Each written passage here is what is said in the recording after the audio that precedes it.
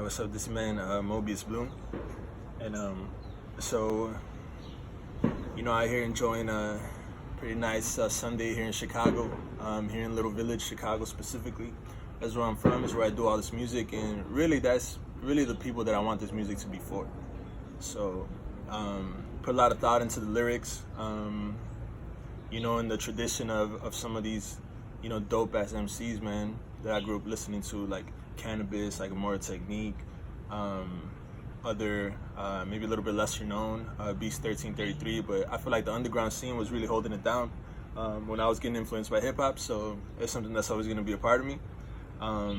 So what we're gonna do today is run through some of the bars in the music that we put out. One song specifically called The Rush. You can find it on the YouTube channel. And yeah, we're just gonna go kind of like bar by bar, breaking it down. So let's go.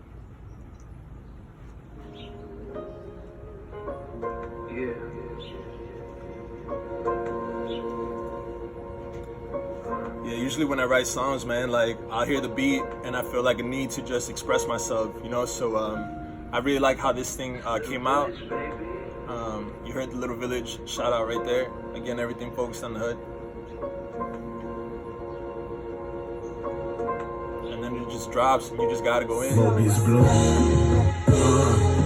Yeah, Nas told me to live and I'ma live it to the fullest. I'd rather be catching cases than catching a straight bullet. Raps is straight ruthless, but I'm trying to live honorable. Procreate with a queen and make her spirit unstoppable.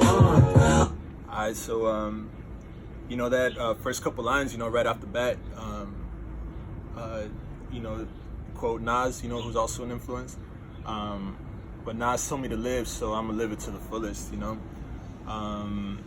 He had just put out a project this year. It's one of those lines, I feel like, oftentimes, rappers or people in hip hop or whatever, they get sort of stigmatized for being like too like materialistic. But kind of like ultimately at the end of the day, like those are like POC, like people of color that found a way to really like first master their craft and then like be able to like put it out there and have people gravitate towards it. But you got to do it like by living, so it's just kind of like a reminder to myself, live and live to the fullest, manifest the things that you're thinking about. So Nas told me to live and I'm gonna live it to the fullest. There's the second line there, procreate with a queen and make her spirit unstoppable. That's some real shit right there, man. When we start thinking about like the way that we treat women and the way that we relate to them, that's basically a line, talking about, having a partner, not just a partner, but somebody that you're essentially gonna reproduce with, right? Like that you're gonna create a new generation with. But that being such a big responsibility, not just having a partner, but also what are you doing to build that person up, so procreate with a queen and make her spirit unstoppable. I really like that line. When that shit came to me, I was like, man, that shit is dope, because that's the way I approach my relationship with my girlfriend right now. So Sucker for a fair one. In the hood they call me the rare one. Don't forget to pull out her chair, son. This is for the real ones. Mobius Bloom, check it. I gave up the 40 ounces for 40 pounds under pressure poundage. That means I can shoot an arrow straight to 2-car garages. Alright, so that line, I gave up the 40 ounces for 40 pounds on the pressure poundage. So first off, like I really like the alliteration there. If you know what alliteration is, that sound of puh, puh, puh, like in every word. I really like doing that in the music. So that's basically a reference to, there was a time in my life where, because of the people I was hanging out with, because of the way that I looked at the world, man, like, I was the dude that was drinking the 40s, man, and smoking blunts or whatever. But that's basically what I was about, and I feel a lot of people go through that stage. Luckily, I'm out of it. That was a long time ago. But it goes, I gave up the 40 ounces for 40 pounds on the pressure poundage. So what a lot of people don't know is that I actually do archery, and it's something that I take really seriously. Like it's something that I'm kind of obsessed with, So the way we talk about archery, we measure the weight of the bow by poundage. So right now I'm shooting a bow that has 40 pounds of resistance. So that's 40 pound. The poundage is 40.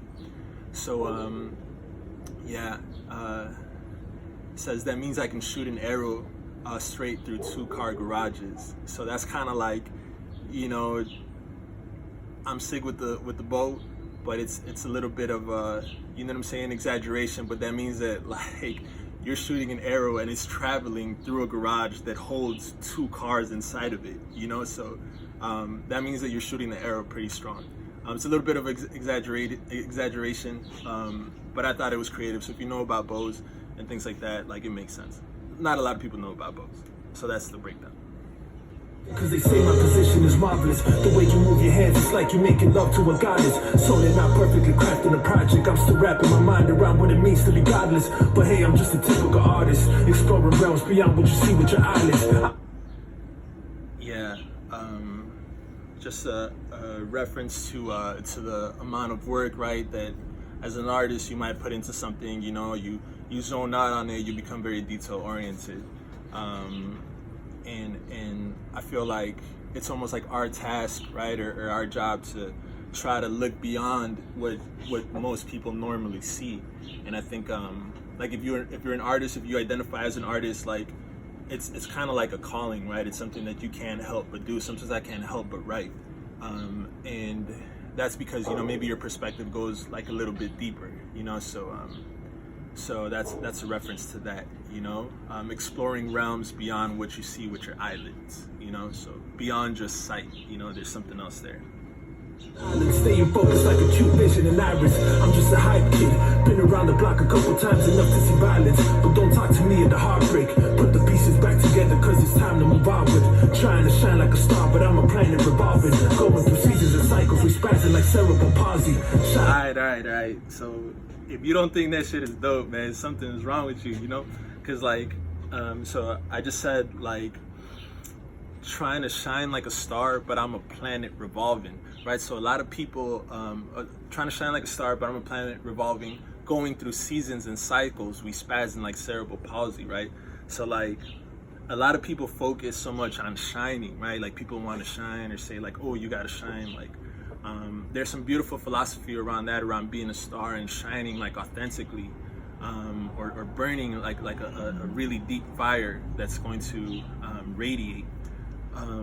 But what I'm saying is that, like, yeah, that's great. Yeah, I'm a star, but I'm also a human being, right? So I'm also relating myself to a planet, and what a planet does is that it revolves around the sun, right? And it has seasons, right? So there's a winter, right? Spring, summer, fall.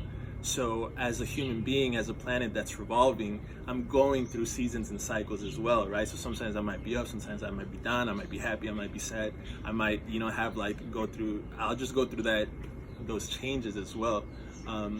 We spaz in like cerebral palsy, right? So yeah, sometimes like those changes can be pretty dramatic.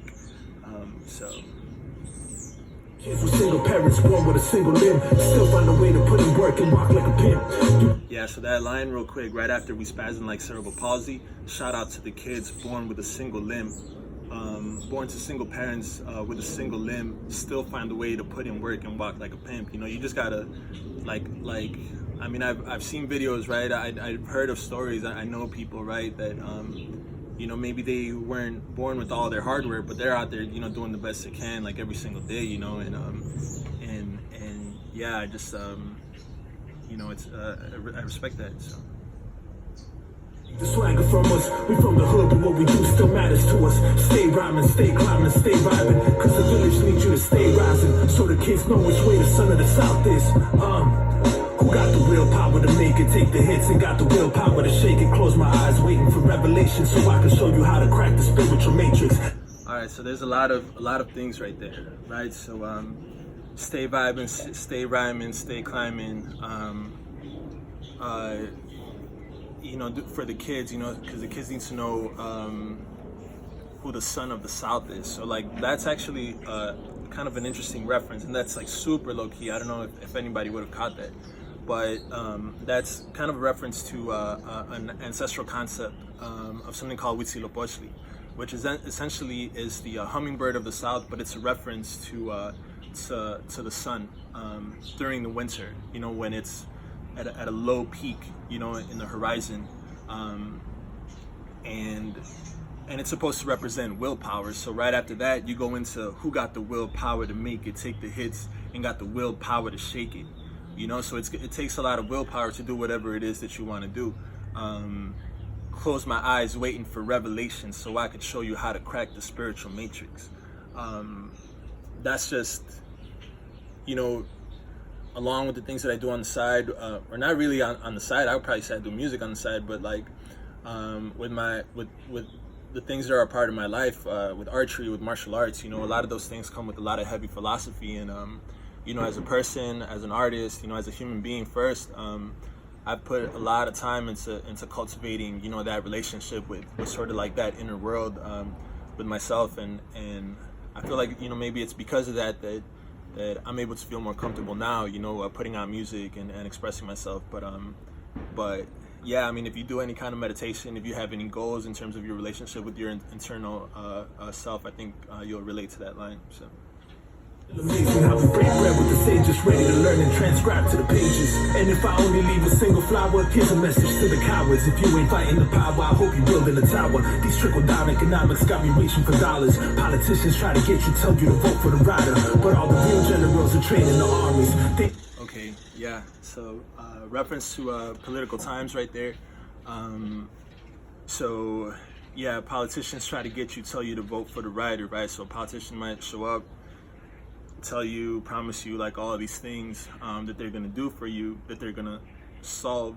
I follow up that line with, but all the real generals are training the armies, right? So like all the people who are actually about, you know, these type of movements, or want to see anything like revolutionary done, like they know that you have to put in work, training and preparing yourself, you know. So you might have politicians that are out there telling you things, but there's gonna be like some actual real people, you know. I actually like to speak about them more respectfully. There's gonna be some very real men and women making and dedicating themselves, you know, to cultivating and to preparing people for, in a very real way, right? Behind the scenes, behind the spotlights. So all the real generals are training the armies, right? So they're not wasting their time making promises. They're putting in the work, you know? So, yeah, so I really like that line.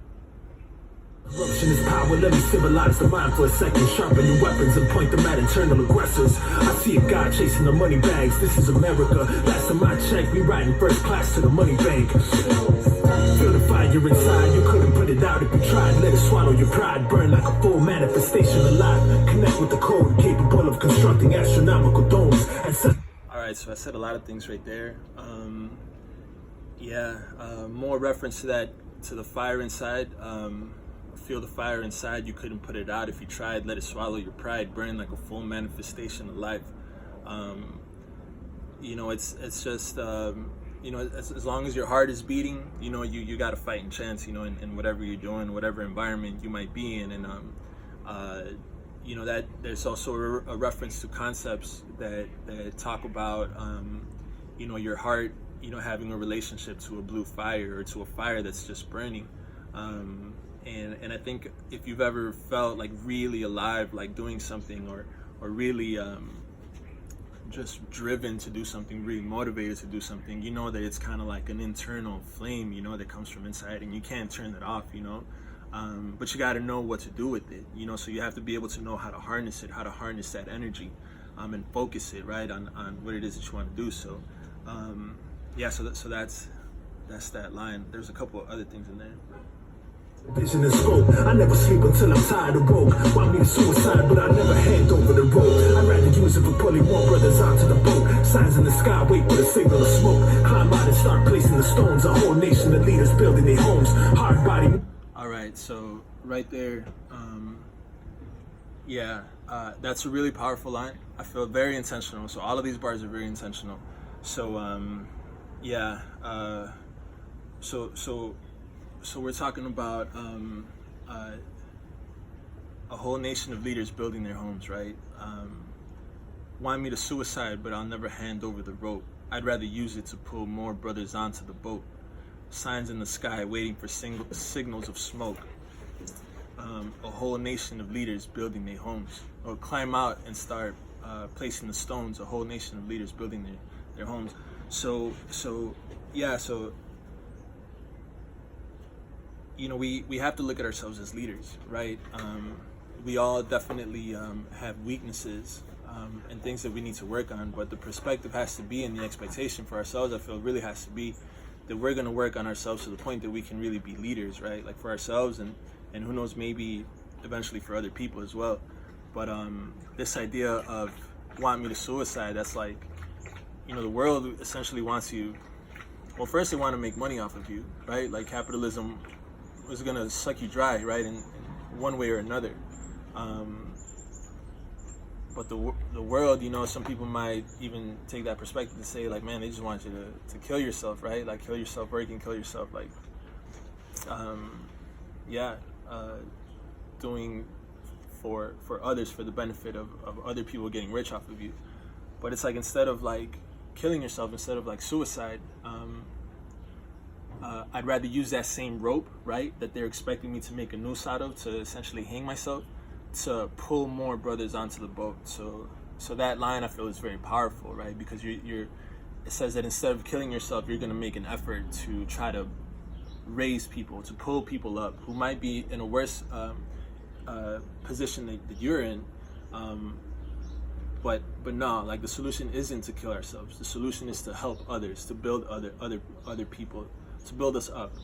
And then once we're ready, we're going to climb out of that boat. We're going to wait for the signal of smoke, right? So we're waiting for the time to be right, to be perfect, for us to climb out and start placing the stones and start building what we have to build, right? Like in a more, you know, in a romantic way, what's our destiny, right? Like to build. If you want to talk about it like that, you know, but, you know, maybe, you know, circumstances, things align themselves, and it's just the perfect time to start building. But can you imagine like a whole nation of leaders building their home, right? So not just like one dude that's telling everybody what to do, or one system or one government or one party or something like that, but it's an entire population of autonomous, thinking, capable leaders, right? So I think that's powerful. I'm glad I wrote that. So. Rocks and carry the load. This is history, we just going through a part of the load. Waiting for the high to kick in like it was taking a toke. Native American, more Arab and black, depends on how far you trying to take it back. Homo sapiens from Africa, interbred with Neanderthals. Diluted the DNA, became Anglo-Saxons. We all mix like Americans, make noise like cowboys, clapping the Derringer. Alright, so yeah, that's basically just a reference to what perspective are you going to use when you're analyzing history? So it's just a perspective, you know. It's just kind of saying that you know, we can look at ourselves as being divided, you know, and or we can try to have a broader perspective, you know. Everything is essentially people moving around, interacting, mixing, you know, in some occasions.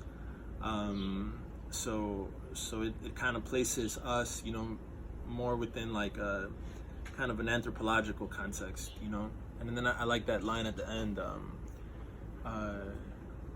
We all mix like Americans, make noise like cowboys, clapping the Derringer, you know. So like, yeah, we're kind of a mix of a lot of things, you know. America is supposed to be a mix of a lot of things, and I mean, yeah, I mean, and then that's just a dope bar, right? Make noise like cowboys, clapping the Derringer. So make noise, you know, like if you agree, like be loud, express it, you know, the way a cowboy would clap his Derringer. So the way a cowboy would sound off some rounds or something. A Derringer is a gun that was popular for cowboys. So yeah. A little bit of you and me, so if I hate you, I'm really just killing me. This shit is like a disease. raise a dysfunctional family. Nothing to lose, like I'm divorcing a crazy chick. Note on the table, hand signed, and I'm taking the kids. A kind mind is a guide to how we're supposed to live. Sit down, catch your breath after these shots to the rib. Be grateful to witness the kid with the gift. I'm on that prophetical shit. Empire. Yeah, just more bars, man. Just going in. Rise out of the ashes when Mexicans come together. I know that nothing can stop us. Call the corners of the hood and ready your warriors. These mothers are tired of mourning us. Shine like a morning star. Cancel my date with the coroner.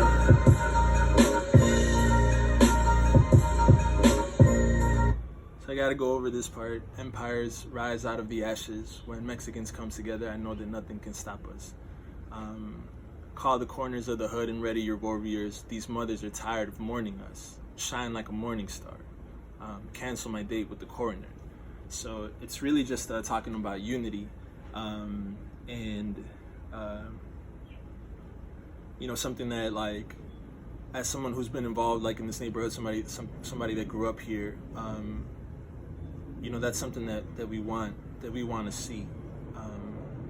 The line before that says, there's a little bit of bragging, right, in terms of, like, me feeling like these were some strong bars, but, like, be grateful to witness the kid with the gift. I'm on some prophetical shit, right? So, like, what I'm trying to say is, like, I'm taking a little bit of artistic liberty, right, to want to prophesize, right, like, what a potential future might be, like, empires rise out of the ashes when Mexicans come together. I know that nothing can stop us, right? So a little bit of an apocalyptic reference, like what's gonna happen with the American Empire, like nobody knows.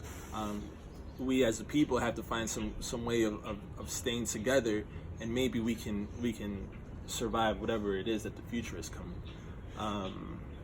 coming with. So call the corners of the hood and ready your warriors. There's a lot of strong men and women out there. That they might be doing something else right now. They might not be harnessing that fire, right? Like the way we would want them to or expect them to. But it's like, can you imagine if we started, bringing those people together? These mothers are tired of mourning us. Yeah, like, shine like a morning star instead. So instead of, like, dying and making your mother cry, instead shine like the morning star, right? Which is also another kind of ancestral reference to Quetzalcoatl. So, and then cancel my date with the coroner.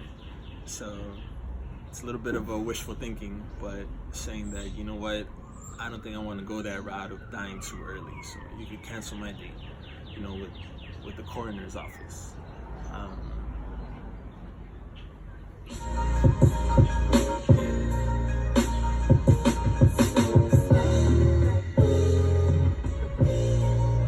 But that was it, just like in the tradition of just going in, on bars. I know, some of my MC, like, heroes, right? Like, growing up, they would just go in 100 bars on a song, something like that. So I'm just trying to, bring lyrics back and do it from my perspective, the Mobius Bloom perspective,